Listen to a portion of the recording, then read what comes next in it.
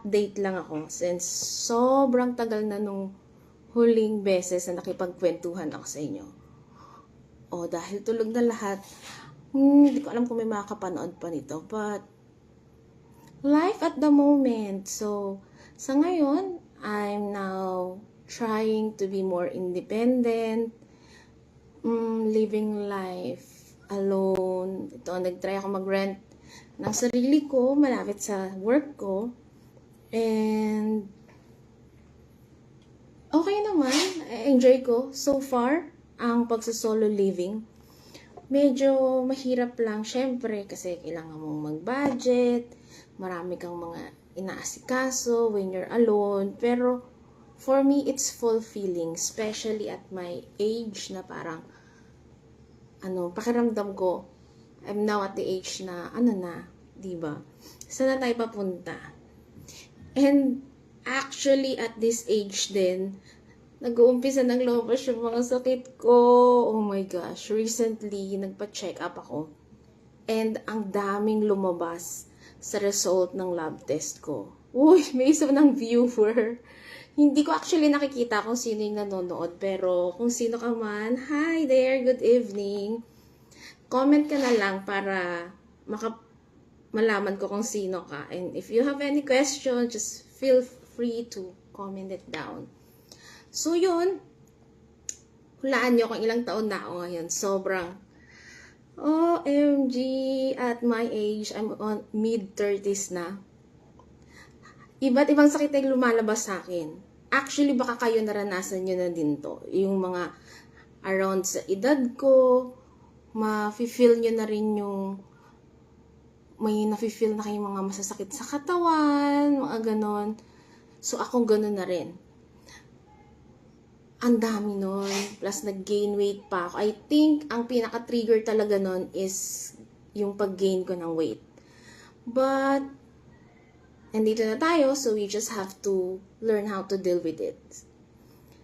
So, ngayon, I'm doing this live kasi I will be documenting yung magiging progress and transformation ko on the next few months.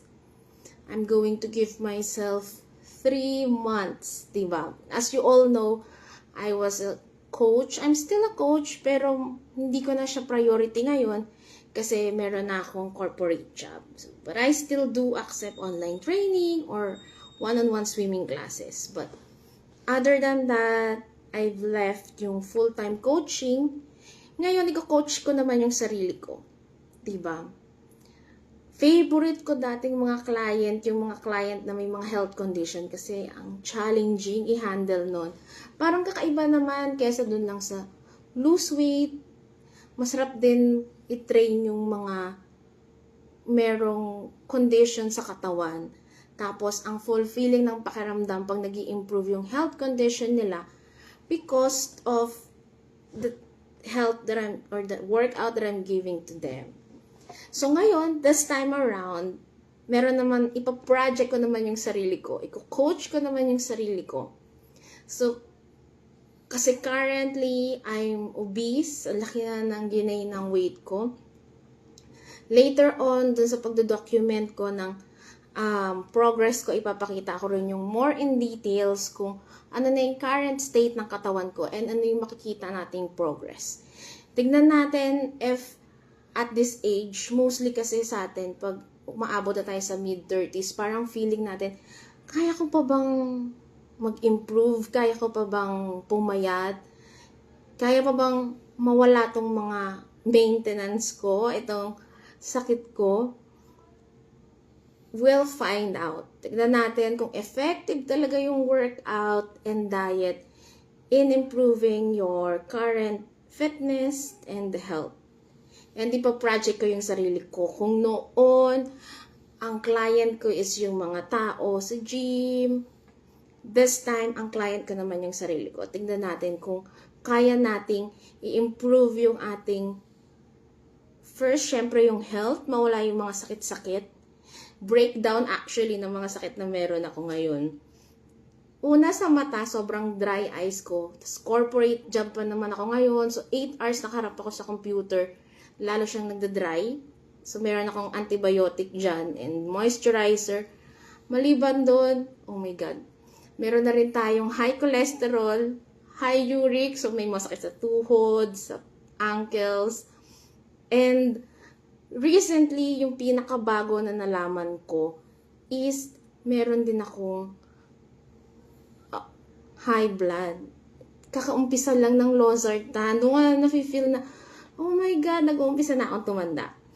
But, okay lang yun. Maliban doon, meron pa akong mga ibang lab tests na hindi pa na i-interpret. So, malalaman natin if meron na rin akong fatty liver. But currently, maliban doon, meron din akong sakit sa uterus. So, we'll see what we can do about that. But, at the moment, yung tatlong yun yung meron akong gamot. Actually, 4 pala, kasama yung sa mata. Tapos, obese pa ako ngayon. So, sobrang laki talaga na nagbago. Kaya, well, let's see.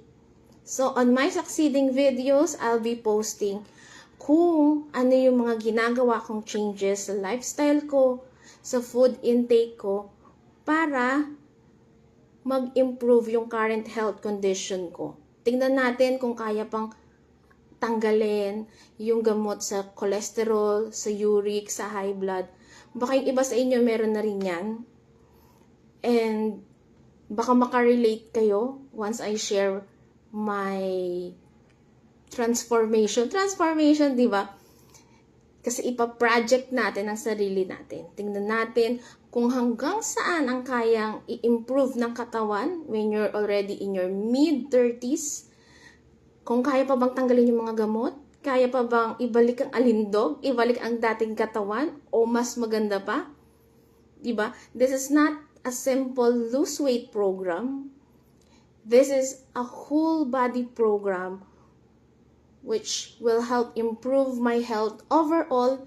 And hopefully, as I document my progress, my struggles on doing this program is makarelate din kayo doon. Makatulong din ako sa inyo. And later on, unti-unti, ipopost ko kung ano yung mga nangyayari sa akin.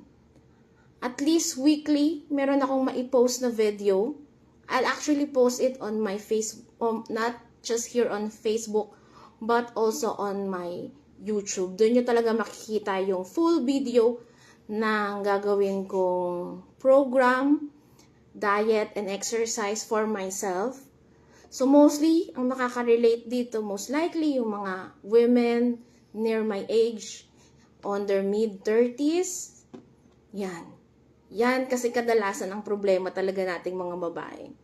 Not just women, even men in their mid-30s, mas mahirap nang mag-umpisa ng workout program, diet program, because we're so preoccupied with a lot of responsibilities, diba? So, ang hirap isingit sa schedule. Kita mo nga ngayon, nagla-live ako ng madaling araw and this is after my work. So, tingnan natin kung paano ko maisisingit yung exercise sa normal work hours ko. And maliban actually sa full-time job ko sa corporate, meron din akong part-time, which is Sun Life. So, yung may mga question about insurance, pwede rin nyo rin akong lapitan.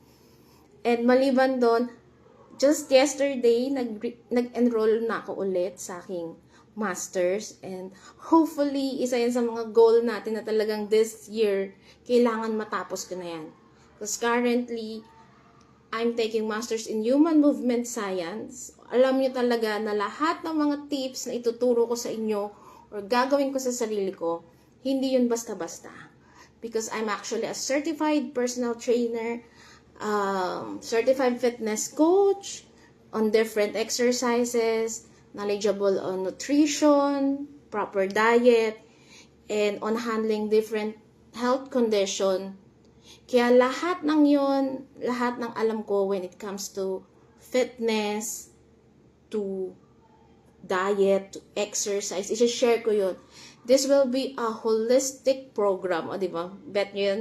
Gagawa ko ng isang holistic program kung saan i-share ko yung magiging changes sa katawan ko as I do my diet and exercise. Actually, hindi lang naman diet and exercise yung i-consider nyo kapag gusto nyo talagang i-improve yung overall health nyo.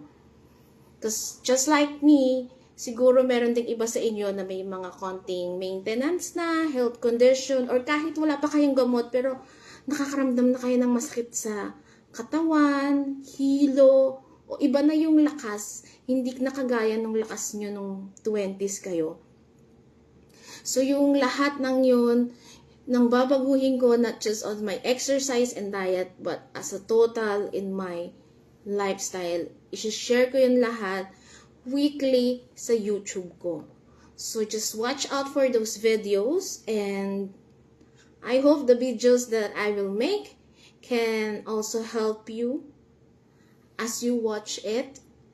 Hindi lang siya simpleng workout video, hindi lang siya simpleng diet video. It will be a video that would actually tackle yung kabuuang aspeto ng buhay ng isang mid-30s, kung paano niya i-improve yung kanyang katawan, yung kanyang health, physically, mentally, emotionally. So, you'll find out all of that on the succeeding weeks. On my video on YouTube, I'll be posting that. My first video will be about my current state of health and physical condition. So, after that, slowly makikita yun ako ano yung mga nagiging progress. Okay? So, I guess it's time for everyone to go to sleep and for me to do my beauty routine, and kailangan ng matulog na tita. So, that's all for tonight. Bye!